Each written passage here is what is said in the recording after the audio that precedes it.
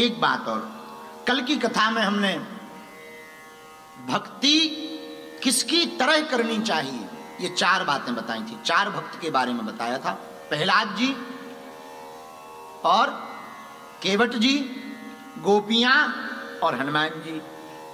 अब आज एक चौपाई पकड़ ली हमने। हनुमान जी महाराज के प्रकट होने के 4 कारण आपको बता देंगे, वो कथा विराम कर देंगे, लेकिन एक चौपाई से शुरू करेंगे। चारों युग पढ़ता तुम्हारा, चारों युग पढ़ता तुम्हारा, तुम्हारा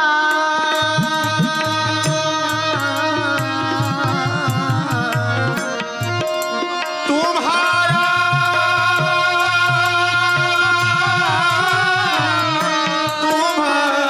तुम्हारा, चारों युग प्रताप तुम्हारा, चारों युग प्रताप तुम्हारा, चारों युग प्रताप तुम्हारा, चारों युग प्रताप तुम्हारा, है प्रसिद्ध जगत उजियारा, है प्रसिद्ध जगत उजियारा, है प्रसिद्ध जगत उजियारा, है प्रसिद्ध जगत उजियारा। चारों युग प्रताप तुम्हारा, चारों युग प्रताप तुम्हारा, चारों युग प्रताप प्रताप प्रताप। सीता राम सीता राम सीता राम हरि, सीता राम सीता राम सीता राम हरि, राजा राम राजा राम राजा राम हरि, राजा राम राजा राम, राजा राम हरि, सीता राम सीता राम सीता राम हरि, सीता राम सीता राम, सीता राम हरि, दोनों हाथ भागे सीता राम सीता राम, सीता राम हरि, सीता राम सीता राम, सीता राम हरि। चारों युग ताप बड़ी प्यारी चौपाई है। चारों युग प्रताप तुम्हारा। कौन कौन युग? सतयुग, त्रेता, द्वापर, कलयुग। अभी कौन सा युग चल रहा? कलयुग। चारों युगों में हनुमान जी थे। अरे हैं, चारों युगों में हनुमान जी हैं। सतयुग में कहा? आहा, सतयुग में भगवान शंकर के गण बन करके रुद्र रूप में हनुमान जी। भगवान शंकर के 11 रुद्र हैं, 11वें रुद्र हनुमान जी, और सतयुग में पूजे गए। त्रेता में हरते भय हनुमान, शंकर सुमन केसरी नंदन, तेज प्रताप महाजगवंदन। शंकर जी हनुमान जी बने तो राम जी की सेवा में रहे। पर द्वापर में भी हनुमान जी रहे। आहा, महाभारत का युद्ध हुआ तो महाभारत के युद्ध में रक्षा के लिए सिक्योरिटी गार्ड की आवश्यकता पड़ी, तो भगवान कृष्ण ने हनुमान जी को कहा आप हमारे युद्ध में चलो। हनुमान जी बोले हम ऐसे नहीं जाते। बोले फिर कैसे जाते? बोले हमारी आदत है, हम तो राम जी की सेवा में जाते हैं। तो श्याम बोले राम ना सही तो श्याम की सेवा में तो चलो, हम दोनों एक ही हैं। हनुमान जी बोले प्रभु हम पहचान तो गए, पर हमारी एक और आदत है। क्या? बोले जब आप राम अवतार में थे तब बीच बीच में युद्ध करते करते आप जो है हमें कथा सुनाने लगते थे, और हमारी आदत है प्रभु चरित्र सुनवे गौर सिया, राम लखन सीता। अर्जुन जी बगल में खड़े थे। अर्जुन जी बोले वहां कथा सुनाएंगे, प्रवचन सुनाएंगे कि युद्ध करेंगे? वहां लड़ने जा रहे हैं, कथा करने थोड़ी जा रहे हैं, लड़ाई करने जा रहे हैं। हनुमान जी बोले हमारे प्रभु तो ऐसा करते थे। तो भगवान कृष्ण बोले अर्जुन चुप रहो। हनुमान जी से बोले हनुमान तुम चलो हम युद्ध भी करेंगे और कथा भी सुनाएंगे। लोग कहते हैं कि अर्जुन के लिए भगवान ने गीता सुनाई, हमें लगता है हनुमान के लिए गीता का ज्ञान भगवान ने दिया। तो द्वापर में भी हनुमान जी, और जिस रथ के ध्वज पर हनुमान जी बैठे उसका नाम पड़ गया कपिध्वज। और हनुमान जी का आसन कहाँ है, हनुमान जी बैठते कहाँ? आहा, हाथ वज्र अरु ध्वजा विराजे, कांधे मूंज जनेऊ साज। हनुमान जी का स्थान है ध्वज। हनुमान जी ध्वज पर विराजमान होते। लाल लाल ध्वज अर्जुन के रथ पर रख दिया, अर्जुन के रथ पर ध्वज रखा, हनुमान जी से कहा बैठो, हनुमान जी बैठ गए। युद्ध हुआ, और जब युद्ध हुआ तो भगवान कृष्ण ने युद्ध विराम किया। तो अर्जुन से कहा कि अर्जुन पहले तुम नीचे उतरो। नहीं नहीं प्रभु आप उतरो, नहीं तुम उतरो।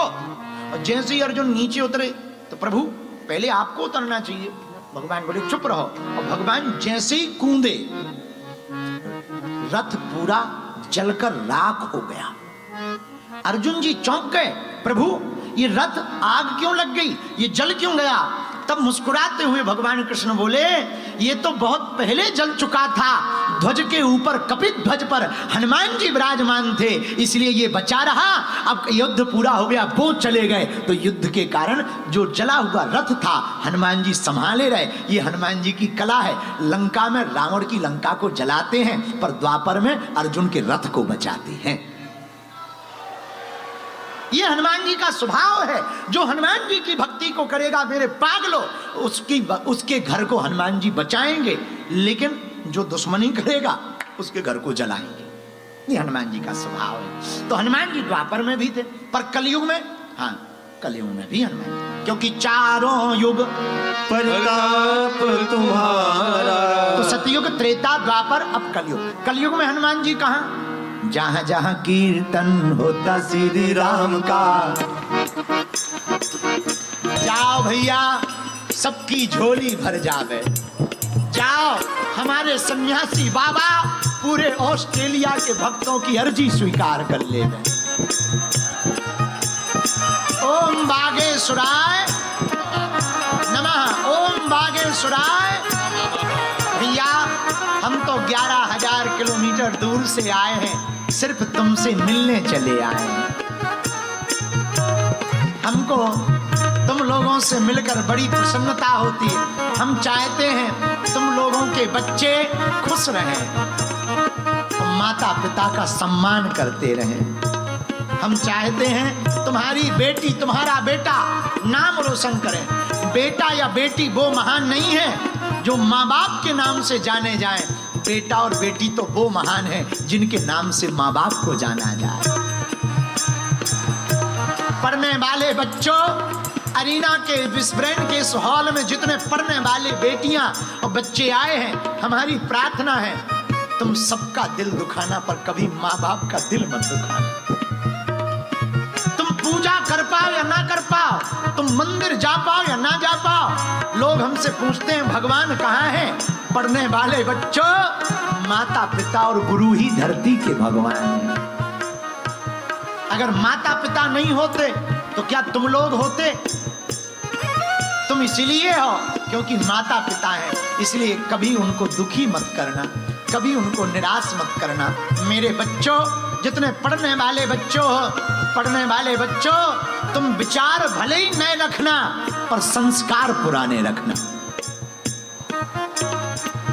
रामायण पढ़ना, त्योहारों पर रोज त्योहार ना आए, साल भर में होली, दीपावली, रक्षाबंधन इनको मनाना। और बच्चों, हनुमान जन्मोत्सव, रामनवमी मत भूल जाना। और हमारी प्रार्थना है आप अपने बच्चों को कुछ बना पाओ या ना बना पाओ पर कट्टर हिंदू जरूर बनाना। ऑस्ट्रेलिया के पागलों, अगर तुम अपने बच्चों को हिंदू कट्टर नहीं बना पाए तो तुम्हें पछताना पड़ेगा। एक दिन ऐसा आएगा तुम्हारी संख्या घट जाएगी और कोई तुम्हारी नहीं सुनेगा। इसीलिए तो हम विदेशों में निकले हैं, हिंदुओं को एकजुट करने के लिए ही निकले हैं। ऑस्ट्रेलिया में रहने वाले हिंदुओं, सबसे बड़ी दिक्कत है मंदिरों की लड़ाई, मंदिरों की राजनीति, मंदिरों में वीवीआईपी ट्रीटमेंट, मंदिरों में चेहरा देख करके दिया जाने वाली व्यवस्था हमारे हिंदुत्व को कमजोर कर रही है और कोई बोल नहीं रहा।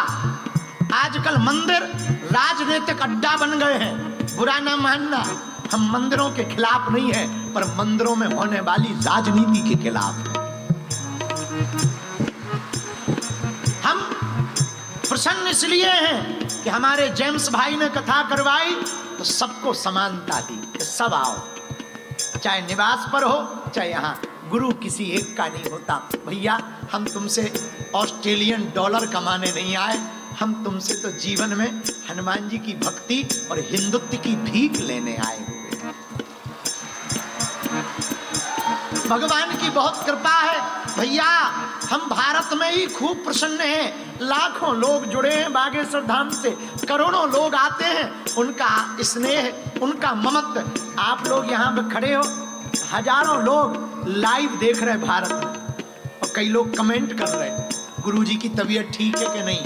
कई लोग लिख रहे हैं गुरुजी भारत कब आओगे, बहुत दिन हो गए। कई लोग लिख रहे हैं गुरुजी अच्छे से रहना, हम यहाँ जरूर हैं पर चिंता वो भारत में बैठे बैठे कर रहे हैं। लाखों हिंदू कर रहे हैं। भैया हमको तुम्हारे भाग्य पर हमको तो इतराना आ रहा कि तुम्हारा भाग्य तो देखो, तुम इतने नजदीक खड़े हो। भारत में तो कथा मंच से 60 फीट दूरी पर तो डी बनती है, 60 फीट दूर, और 60 फीट के बाद में जो कथा करवाने वाले होते हैं वो बैठते हैं, उसके बाद में हमारे पागल बैठ पाते हैं। तुम तो भाग्यशाली हो भैया, लेकिन हम तुमसे धन कमाने नहीं आए, हम तुम्हें भजन देने के लिए आए हैं। इसलिए ऑस्ट्रेलिया के हिंदुओं, अगर तुम एक नहीं हुए, तुम मंदिरों में बटे रहोगे, तुम मध्य प्रदेश, उत्तर प्रदेश, गुजरात, पंजाब, दक्षिण भारत के नाम पर बटे रहोगे। एक दिन ऐसा आएगा तुम इस देश में विलुप्त हो जाओगे। ऑस्ट्रेलिया की संस्कृति का सम्मान करो, ऑस्ट्रेलिया के उत्थान के लिए प्रार्थना करो, लेकिन अपनी हिंदू संस्कृति को मत भूल जाना, अपने हिंदुत्व को मत भूल जाना। और तुम अगर हिंदू होकर हिंदू के काम नहीं आए तो तुम किसी काम के नहीं हो। यहाँ हमने बड़े बड़े अमीर हिंदू देखे, भारत का कोई गरीब आ जाता है, उसको एक दिन का भोजन देना भी मुश्किल होता है। पढ़ने वाले बच्चे आते हैं, कोई ठहरने नहीं देता है। भैया बुरा न मानना, इससे भला तो हमारा भारत है। जात पात ना पूछे, रात को कोई आ जाए तो खुद भोजन नहीं करता, पर घर आए अतिथि को भूखा नहीं सुलाते। मानवता खत्म हो रही है। तुम यहाँ रहते हो भैया, लाखों हजारों किलोमीटर दूर रह रहे हो, 11,000 किलोमीटर दूर। भारत में तुम्हारी माँ है, भारत में तुम्हारे पिता है, भारत में तुम्हारा परिवार है, और तुम्हारी भारत माता तुमको याद कर रही है। इसलिए प्रार्थना है, जीते जी ऑस्ट्रेलिया में हिंदू एकता करके जाना है। कुछ नहीं करना है, सिर्फ एक काम करना है। ऑस्ट्रेलिया के हिंदुओं, 24 घंटे में 1 घंटा तुम्हारा, हिंदू एकजुट हमारा। हमको बटना नहीं है, न पंजाब के नाम पर, न गुजरात के नाम पर, न बिहार के नाम पर। हमें सबको लेके चलना है, चाहे वो गुरुद्वारे वाले हमारे सिख भाई होवे, चाहे वो कोई भी होवे, हम सब भारतीय हैं और भारतीय ही हमारी पहचान है। इसलिए तिरंगा को हाथ में लेकर के आगे बढ़ना है, एकता के साथ रहना। इसलिए आप लोग आ जाए, मन हमारा बहुत प्रसन्न है।